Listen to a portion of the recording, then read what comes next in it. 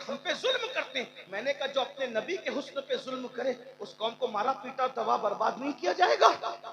अरे बताओ ना, है किसी के पास ऐसा महबूब जैसा महबूब अल्लाह ने हमें अता फरमाया, जिसकी जुल्फें बिखर के चेहरे पर आए कुरान उसे वल्लैल कहते हैं, जुल्फे सवर कर चेहरे से उठ करके सर पे चली जाए कुरान उसको बद्दुहा कहते हैं, और जब उसमें मांग निकले तो सूफिया कहते हैं कुरान उसको मतलइल फज्र हक कह दे। और मेरा इमाम उसकी तस्वीर कशी यूं करे, लैलतुल कद्र में मतलइल फज्र हक, मांग की इस्तिकामत पे लाखों सलाम, जिससे तारीख दिल जगमगाने लगे उस चमक वाली रंगत पे लाखों सलाम। वो जवान कहता है अपने दोस्त से, मेरे भाई आप भूलिएगा नहीं, मैं साथ साथ चलिएगा, तवज्जो मेरी तरफ रखिएगा, मैं दाएं बाएं हो जाऊं आपने नहीं होना। वो कहता है मेरे भाई मैं खूबसूरत भी हूं, तब भी खूबसूरत, जवान भी हूं, जवान थी, दौलत भी थी। उस लड़की से आंखें चारों हुई, वो लड़की दिल में उतर गई। मैंने तहैया कर लिया, तय कर लिया, जैसे आजकल के मनचले छोकरे कर लेते हैं। उसने सोचा मैं हर चीज दांव पर लगाऊंगा, हर दौलत इज्जत शोहरत सब कुछ दांव पे लगाऊंगा, मगर इस लड़की को मैं हासिल करके रहूंगा, इसके हुस्न की लज्जतें चूस कर रहूंगा। और मैं उसके पीछे पड़ गया। मैंने उस लड़की को कहा, लड़की, हया के पर्दे में कह रहा हूं, ए लड़की, तू मुझे अपने जिस्म पे काबू दे दे और मुझे अपने नफ्स की प्यास बुझाने दे। मगर वो लड़की कोई आवारा लड़की न थी, उसकी परवरिश टीवी सिनेमा और फिल्म देखकर नहीं हुई थी, क्योंकि उस दौर में ये लानते थी नहीं। वो लड़की सैयदा फातिमतुल ज़हरा के किरदार के साए में पली हुई थी। उसने आंख खोली थी तो उसको सैयदा पाक की सीरत बताई गई थी, उसके माँ बाप ने उसकी सच्ची तरबियत की थी। जैसे ही लड़के ने ऑफर की, लड़के ने जैसे ऑफर की कि मुझे अपने हुस्न पर काबू दे दे, अपने जिस्म पे काबू दे दे ताकि मैं नफ्स की प्यास बुझाऊं, लड़की का जवाब बड़ा खूबसूरत था। लड़की ने कहा, ए जवान, अल्लाह से डर, लज्जत के लिए गुनाह मत कर, लज्जत चली जाएगी गुनाह बाकी रह जाएगा, मत से ना कर। एक बात बताऊं, बहुत नाजुक उन्वान आ गया है, ज़िना की लज्जत 2 मिनट से ज्यादा की नहीं होती, मगर इसका नुकसान क्या है? इसका नुकसान ये है, सल्लल्लाहु अकबर, कि अगर 7 समुंदरों के पानी से भी जानी गुस्ल कर ले तो उसके दिल पर जो गुनाह का धब्बा लगा है, 7 समुंदर का पानी भी उस ज़िना के गुनाह को धुल नहीं सकता। सरकार गरीब नवाज हदीस बयान करते अपने मलफूजात में कि अल्लाह अकबर, जब कोई ज़िना करके गुस्ल करता है तो उसके बदन से जितने पानी के कतरे टपकते हैं, हर कतरे के एवज में शयातीन पैदा किए जाते हैं, और वो सारे शयातीन जुर्म पाप और गुनाह करते रहेंगे, और उन सब का वबाल क़यामत के दिन उसको भुगतना पड़ेगा, जिसके ज़िना की वजह से वो शयातीन पैदा हुए। एक बात और बताऊं, उलमा मौजूद है, इनसे माजरत चाहते हुए, आजकल बांझपन की शिकायत आम है। हर बांझ जानी नहीं है, मैं वाज़े कर दूं, गलत मफहूम मत लेना, मफहूम मुखालिफ मत लेना, लेकिन इतना याद रखें, आज बांझपन की शिकायत आम है। वजह, बुजुर्गों ने फरमाया जो शादी से पहले ज़िना करते हैं वो जल्दी बाप नहीं बनते। चेक करो बुजुर्गों के फरमान। बहुत अच्छा लगता है ना जवानी में पानी में आग लगाना, मगर चंद लम्हों की लज्जत के लिए अल्लाह भी नाराज, दुनिया भी तबाह, आखिरत भी बर्बाद। जानियों के बारे में अल्लाह के रसूल फरमाते हैं, अल्लाह जानियों के चेहरे से खूबसूरती छीन लेता है। देखो आज मुस्लिम और गैर मुस्लिम के चेहरे में फर्क नजर नहीं आता, वरना कल का मुसलमान जवान, उसका चेहरा ऐसे खिला हुआ होता था, उसको देख करके लगता था कि ये कोई मोमिन है। आज चेहरे पे हवाइयां उड़ रही है, चेहरे पे बेचैनियां हैं, कॉस्मेटिक आइटम इतना इस्तेमाल करने के बावजूद भी वो खूबसूरती नहीं है जो मुस्लिम जवानों के चेहरे पर थी।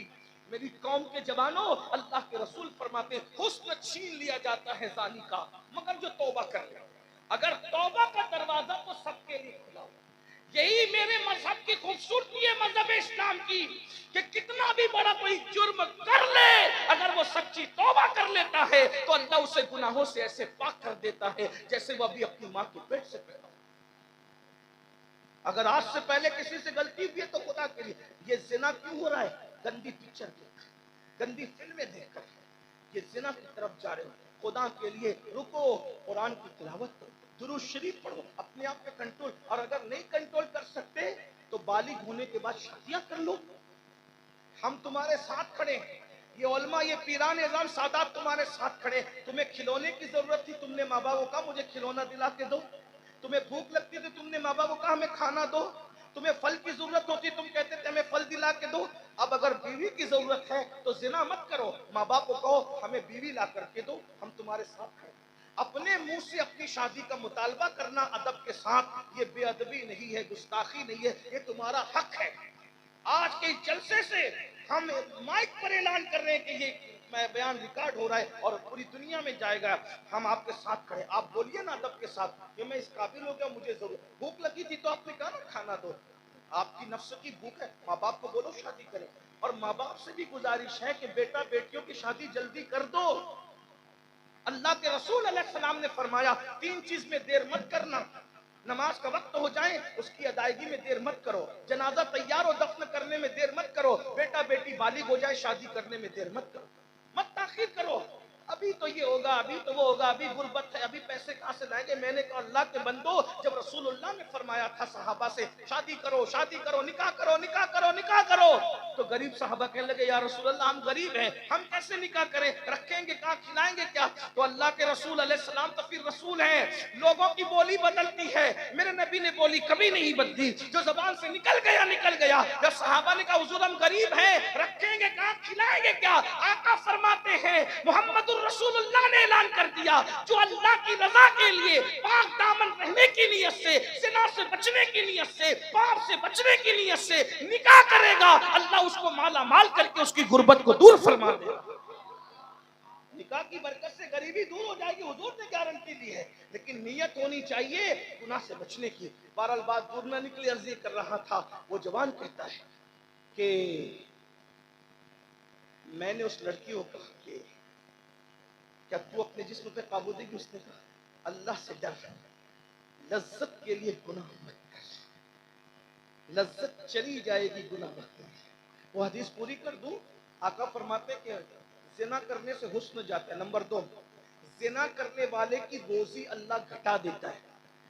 नंबर 3, जिना करने वाले की उम्र भी कम हो जाती है। बुजुर्ग फरमाते हैं 30 साल की उम्र 3 साल में बदल जाती है, कभी कभी 3 दिन में बदल। जानी जल्दी मरता है, अगर वो तौबा न करे तो मर जाओगे। और क्या होगा, लज्जतें खूब उड़ा रहे हो ना, इसलिए तौबा करो।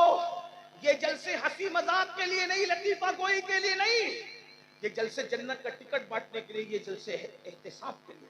और मैं अपनी बहनों से भी कहता हूँ तुम ऐसी नहीं हो, लेकिन जिन तक आवाज पहुंचनी अल्लाह पहुंचाएगा। मेरी बहनों, कब तक अपने हुस्न की नुमाइश करके दुनिया की लज्जतें लूटोगी, एक दिन जवानी चली जाएगी, ये खूबसूरत चेहरे पे झुर्रियां पड़ जाएगी। जो अपनी आबरू का सौदा करते हैं ना, बुढ़ापा उनको इतना दर्दनाक आता है। जवानी में पाप करने वालों पर अल्लाह इतना बदतरीन बुढ़ापा मुसल्लत करता है कि वो अपने बिस्तरों में छुप छुप कर रोते हैं, मगर वक्त तो गुजर जाता है, उन्हें अपने आप से नफरत हो जाती है।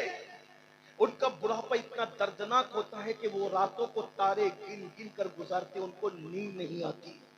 पूरे वजूद पर अल्लाह लानत और नहूसत मुसल्लत कर देता है, उनको बेचैनी और बेकरारी में मुब्तला कर देता है। इसलिए जवानी में पाप मत करो। बल्कि सैयदुल ताइफा जुनैद बगदादी तो यहाँ तक फरमाते हैं, इमाम इब्ने अल्लाह पर रजब हम्बली अपने रसाइल में लिखते हैं कि बगदाद में एक बुढ़ा भीख मांग रहा था, भीख, तवज्जो करें, भीख मांग रहा था। बगदाद के बाजार में उसको कोई भीख नहीं दे रहा था। किसी ने कहा इमाम देखिए तो सही, जुनैद बगदादी का देखिए तो सही, बगदाद के लोग इतने कठोर और बेमुरब्बत हो गए, इस बुढ़े को कोई भीख भी नहीं दे रहा है। इमाम जुनैद बगदादी ने फरमाया बगदाद के लोग बेटा बेमुरब्बत नहीं हुए, ये बुढ़ा जवानी में बड़े पाप करता होगा, इसलिए अल्लाह ने इस पर ऐसा बुढ़ापा मुसल्लत किया कि इसको कोई भीख भी नहीं दे रहा है। जब लोगों ने तहकीक की तो पता चला कि वाकई वो पापी था। जवानी की रातों में पाप करना बहुत अच्छा लगता है, मगर याद रखना, कोई देखे न देखे, अल्लाह देख रहा है। रात को पाप करके सुबह सफेद कपड़े टाइट इस्त्री करके निकलने वालों, ये सफेद कपड़ों की चमक दमक हमें मुत्तकी नहीं बना सकती। कोई देखे न देखे, अल्लाह देखता है। इरशाद फरमा रहा है, इन्नल्लाह काना अलैकुम रकीबा, अल्लाह तुम पर कड़ी निगरानी कर रहा है। मैं अपनी बहनों से भी कहूंगा, आपका छोटा भाई हूं, अगर आप उम्र में बड़ी हो, आपका बड़ा भाई हूं, उम्र में छोटी हो, हाथ जोड़कर कहता हूं, अपने इस नाजुक वजूद पे रहम करो। जो गर्मी, मई की गर्मी तुम बर्दाश्त नहीं कर सकती, तो जहन्नम की गर्मी कैसे बर्दाश्त करोगी? तुम बिच्छू का डंक क्या, अल्लाह अकबर, चूंटी का डंक बर्दाश्त नहीं कर सकती। जब बदकारी की वजह से, हुस्न की नुमाइश की वजह से, आवारगी की वजह से, जब ये जहन्नम के बिच्छू तुम पर मुसल्लत किए जाएंगे, जिसके बारे में कुरान कहता है, इन्ना बत्शा रब्बिका लशदीद, तेरे रब की पकड़ बड़ी सख्त है। अल्लाह से डरो, पाक दामन रहो, पाक दामनी की बड़ी बरकतें हैं। क्या हुआ? उस लड़की ने कहा, ए जवान, लज्जत के लिए गुनाह मत कर, लज्जत चली जाएगी, गुनाह बाकी रह जाएगा। वो जवान कहता है, मेरे दिल पे उसकी बात ने असर नहीं किया, मैं पीछे पड़ा रहा, हत्ता के उस लड़की की शादी हो गई। शादी हो गई तो मैं उसको भूल गया। वो जवान आवारगी कर रहा था, लेकिन शादी के बाद उसने पीछा छोड़ दिया। आजकल के छोकरे तो इतने गंदे हो गए कि शादी के बाद भी पीछे लगे रहते, उसको जीने नहीं देते। ऐसे गंदों से मैं कहना चाहता हूं, तुम्हारे फोन से अगर उसकी तलाक हो गई तो उसकी जिंदगी का जिम्मेदार कौन है? उसके शौहर ने अगर उसको तलाक दे दी तो उसका क्या होगा? किसी की जिंदगी को बर्बाद मत करना। अल्लाह के रसूल फरमाते, कमा तदीनु तुदान, तुम जैसा करोगे तुम्हारे साथ वैसे ही किया जाएगा। किसी की जिंदगी संवार नहीं सकते तो उजाड़ते क्यों हो?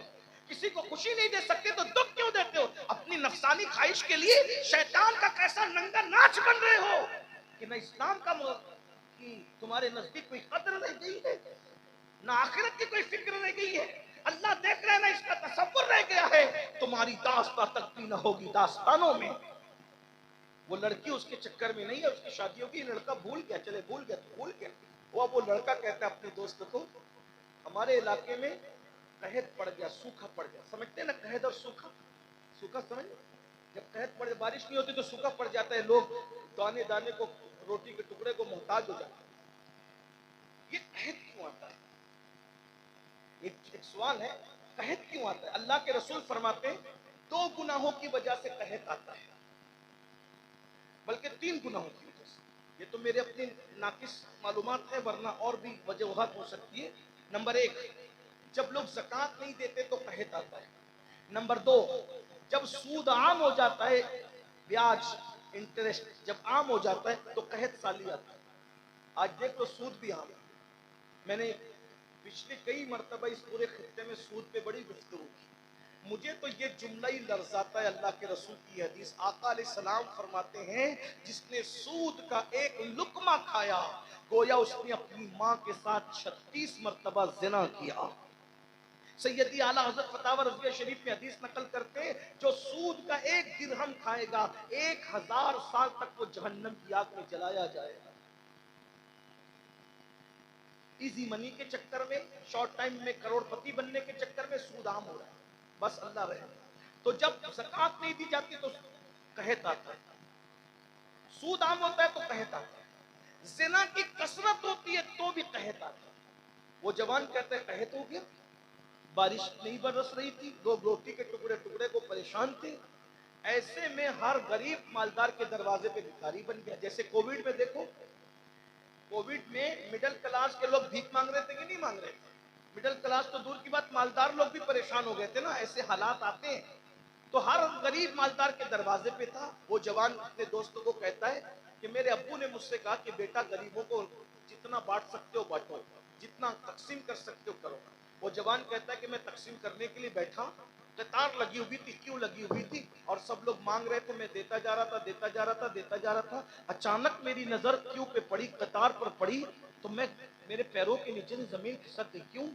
इसलिए कि जिस लड़की को मैं मोहब्बत करता था, प्यार करता था, जिसको चाहता था, वही लड़की उस कतार में खड़ी हुई थी।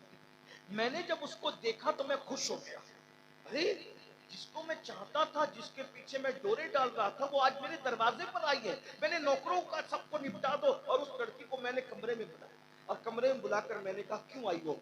उसने कहा, नजरें झुकाकर, गरीब हूं, जरूरत आपके दरवाजे पे लाई, मैं मोहताज हूं, मेरी शादी हुई, 3 बच्चों की मां बन गई, मेरा शौहर इतना गरीब है कि मैं बच्चों को खिला नहीं सकती, मां हूं ना, तो बच्चों की भूख आपके दरवाजे तक लाइए, खुदा के लिए मेरी मदद करो।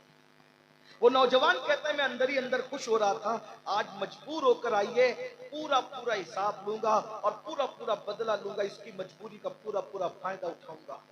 और उसने कहा, ए लड़की, आज भी वही सवाल है, अपने जिस्म पे काबू दे दे, अपने हुस्न पर कंट्रोल दे दे, तेरे कदमों में दौलत का अंबार लगा दूंगा।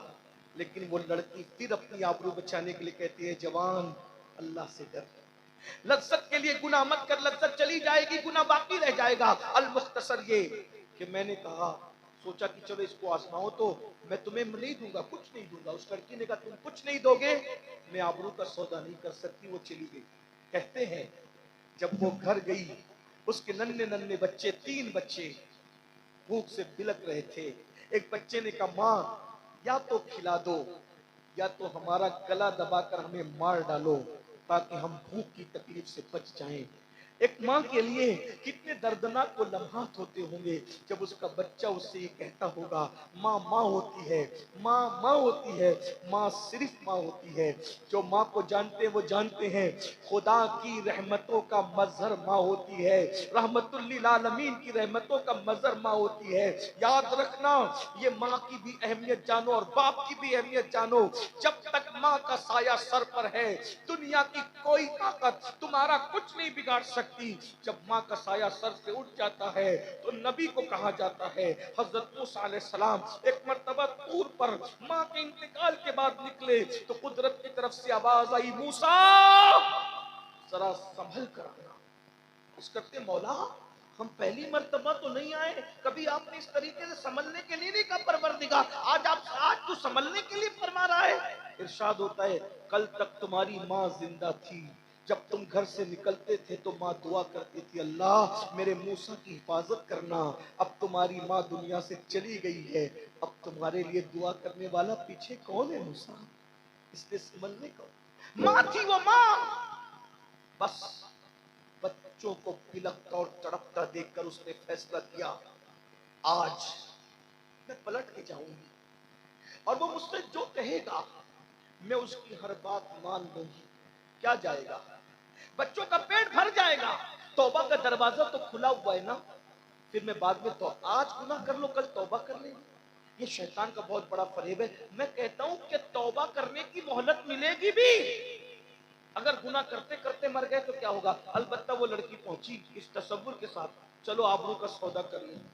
जैसे गई, लड़के ने कहा, क्या चाहती हो? मेरे बच्चे बिलक रहे हैं, ऐ जवान मेरी मदद कर, मैं बच्चों को भूखा नहीं देख सकती। मेरे बच्चे तो कहते कि माँ या तो गिजा दे दो, खाना दे दो, या मार डालो। माँ होना बर्दाश्त नहीं कर सकती, मदद करो ना मेरी कुछ। वो समझ गया कि अब तो ये मेरी बात पे जरूर अमल करेगी, क्योंकि बच्चों के लिए ये अपनी आबरू का सौदा कर लेगी। मेरी बहनों, क्या वो औरत थी, क्या वो लड़की थी? उसने जैसे ही कहा कि अपने जिस्म पे मुझे कंट्रोल दो, जैसे उस लड़की ने तसव्वुर किया कंट्रोल देने के लिए, उसका पूरा वजूद अल्लाह के खौफ से लरजने लगा, कांपने लगा। और उस लड़की ने कहा, किस तसव्वुर के साथ मैं अपने जिस्म पे तुझे कंट्रोल दूं, क्योंकि अल्लाह देख रहा है। और जब अल्लाह देख रहा है, क़यामत में अल्लाह पूछेगा कि तूने ज़िना क्यों किया था, तो मैं अल्लाह को क्या जवाब दूंगी। उस लड़के पे कोई असर नहीं हो रहा था। फिर लड़की के दिल में जब अल्लाह का खौफ ठाटे मारने लगा उसके सीने में, तो लड़की ने कहा, सुन, मैं अपने एक एक बच्चे को भूख से बिलक बिलक के मरता तो देख लूंगी, मगर मैं जिना नहीं करूंगी, अल्लाह की नाफरमानी नहीं करूंगी, क्योंकि अल्लाह ने तो रोजी का वादा किया है ना। जिसने चोंच दिया वो दाना भी देगा। अब मैं तेरे पास पलट कर नहीं आऊंगी, अगर तुझे मदद करना हो तो अब तू मेरे घर चल के आएगा। लड़की गई, बच्चे इंतजार में थे, माँ को आता देखेगा, माँ ले आई। माँ ने कहा अभी इंतजाम होगा, इंतजार करो। और उसने मुसल्ला बिछाया और सुन्नत फातिमी पर अमल करते हुए अल्लाह से की, मेरे अल्लाह तूने तो वादा किया है ना कि जो मुझसे डर के गुनाह नहीं करते मैं ऐसी जगह से उसको रोजी दूंगा जहां उसका गुमान भी नहीं जाता। मौला मैं तेरे तेरे खौफ से गुनाह से बची, अपने लिए रोजी का इंतजाम कर दे मौला। बस इतना कही रही थी कि दरवाजे पे दस्तक। वो नौजवान अपने दोस्त को अपनी दास्तान बताते हुए कहता है, जब दरवाजे पे मैंने दस्तक दी, दरवाजा खोला तो उस लड़की ने पूछा अब क्यों आया है बता। मैंने कहा बहन ये मेरी तरफ से तोहफा कबूल कर लो। आज मैंने उसको पहली मर्तबा बहन का दर्जा दिया था, मैंने कहा ये तोहफा कबूल कर लो। उस लड़की ने कहा क्या जिस्म पे कंट्रोल मांगोगे? नहीं, मैं तो तुम्हें बहन कह रहा हूं। जब तुम गरीब होकर अल्लाह से इतना डरती हो तो मुझे मालदार हो कि अल्लाह से कितना डरना चाहिए। ले लो ये तोहफा। उस लड़की ने कहा नहीं अभी नहीं लूंगी। सजदा शुक्र अदा किया और सजदा शुक्र अदा करके उस लड़की ने मेरे लिए दुआ की, ए अल्लाह इसने मेरी मदद की, इसने मेरी मदद की, मेरे तकवे की वजह से इसको हिदायत नसीब हुई। अब ये मुझे बहन कहता है, अगर ये अपने कौल में सच्चा है तो मैं तुझसे डरती हूं, तो मेरी दुआ इसके लिए है कि इसके ऊपर तू दुनिया की आग भी हराम कर दे और आखिरत की आग भी हराम कर दे। वो दोस्त अपने दोस्तों को कहता है ये उस अल्लाह से डरने वाली लड़की की दुआ का नतीजा है कि जब मैं दुनिया की आग में हाथ डालता हूं तो आग मेरे हाथ पे असर नहीं करती। और मुझे अल्लाह से उम्मीद है कि उसने उसकी इस दुआ को कबूल किया तो दूसरी दुआ भी उसने कबूल कर ली है। उसने दुआ की थी दुनिया की आग भी हराम हो और जहन्नम की आग भी हराम हो। जब दुनिया की आग मेरे हाथ पे असर नहीं करती तो जहन्नम की आग मेरे हाथ पे इंशाअल्लाह असर नहीं करेगी। आप मुझे बताएं, जो अल्लाह से डर के गुनाह से बचे, जब उसकी दुआ से दूसरों पर आग हराम हो जाती है तो खुद उसके अपने वजूद का आलम क्या होगा। इसलिए गुनाह से बचो, अल्लाह से डरो और जब भी गुनाह करने को जी चाहे तो तसव्वुर करो कि अल्लाह देख रहा है और अल्लाह देख ही रहा है। गुफ्तगू के दरमियान कोई गलतियों को अल्लाह माफ कर दे। मैंने आपसे टाइम ज्यादा ले लिया, उसके लिए मैं माफी चाहता हूँ। अस्तगफिरुल्लाह रब्बी मिन कुल्लि ज़ंबि व अतूबु इलैहि व मा अलैना इल्लल बलाग। अस्सलामु अलैकुम व रहमतुल्लाहि व बरकातहू।